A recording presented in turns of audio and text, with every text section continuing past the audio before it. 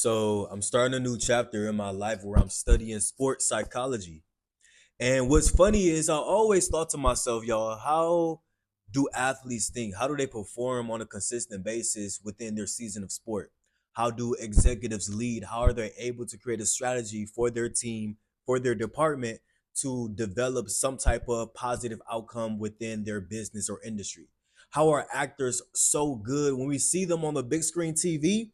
We be amazed, we be entertained, we be looking at how they're able to transform one personality to another personality for the sake of entertaining us. You feel me? So all of these people and more, they're operating with psychological techniques within their minds. Psychological techniques that clears up hella mental real estate for them to tap into this flow state, to tap into this zone, to develop this rhythm that sets them apart from everyone else. I realize everything in life is not as difficult as we make it seem. You feel me? More so than not, it relies on the psychological disciplines that you already have in your mind. And today, I want to expose some of those psychological disciplines so that you can perform better, even if it relates to sports or in your personal life or as a mother, father, sibling in your career. You just want to perform better, right? Who doesn't want that? Who doesn't want to feel and do better every single day? Now, as I'm preparing to study sports psychology and earn this credential to my already existing experience, a concept has stuck out to me. A concept that is called identity integration. And I'm not going to cap, anytime I put myself in the space of a goal, I always connect myself to, rather attach at times to the outcome. And I'll be like, I want this outcome to happen, so I'm working towards this.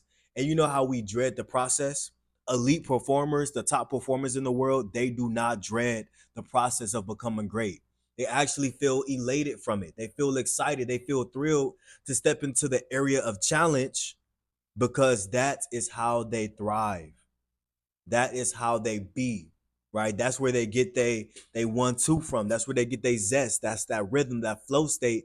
It derives and it comes from the ability to integrate your identity with this process. So if I'm integrating, which I'm intertwining myself with the goal of, I don't know, going back to college, right? I must see myself as a student. The challenges that I might look at would be sitting down to read a book for 15 minutes a day. That's a challenge that should excite you. You have to change your mind and shift that psychological component into a champion's ability. Every single champion, no matter what industry, have trained themselves to not be reliant on the outcome, but challenge themselves with the process. So identity integration is when you become excellent with commitment, and you can start small, making up your bed every day. I don't have to exalt mental real estate to do a thing when it's already integrated in my subconscious. It's already who I am. It's my identity. It's how I move and it's how I think. And the more mental real estate you have in your reality to do anything you need to do, right, the more capacity you have to do new things and embrace new challenges and to test out new stressors that's going to enhance yourself and that's going to unlock new neural pathways and how you maneuver, right? I'm not finished. Let's dive a little deeper. So you start to begin to create psychological consistency that sustains a high performing individual. Bro, when I'm looking at the NBA or WWE, because I love WWE, and I realize that they tap into these characters and they're performing at a level that most people are not able to sustain throughout the years, right? You see athletes in the industry for 10 plus years, and yes, they work out their body. I'm pretty sure nutrition is also an aspect of their success. But when you really, really think about it, what else can contribute to their daily performance? And the answer to that is their psychological functioning and how they process their systems around them. Put it like this: if you are an athlete and you are exercising and working out and you realize your body needs to be at peak performance, you're going to begin to create a system that allows you to put nutrients in your body, protein, vegetables, whatever you need. So anytime you're looking at places to eat out, you're not wasting mental real estate on like, oh, let's go to McDonald's, or no, let's go do this. Rather, you train your mind, which intertwines with your identity, your mind and your identity intertwines. You trained it to believe that I can only eat these things because it enhanced my physical physique, it enhanced my performance. And you begin to become so convicted in that belief, in that approach, in that psychological twist to the point where it becomes who you are in due time. So with identity integration, it does require you to see yourself in a way of an elite performer, a top athlete, a high status individual in your own world. Not even outside the world, not even outside of you yet.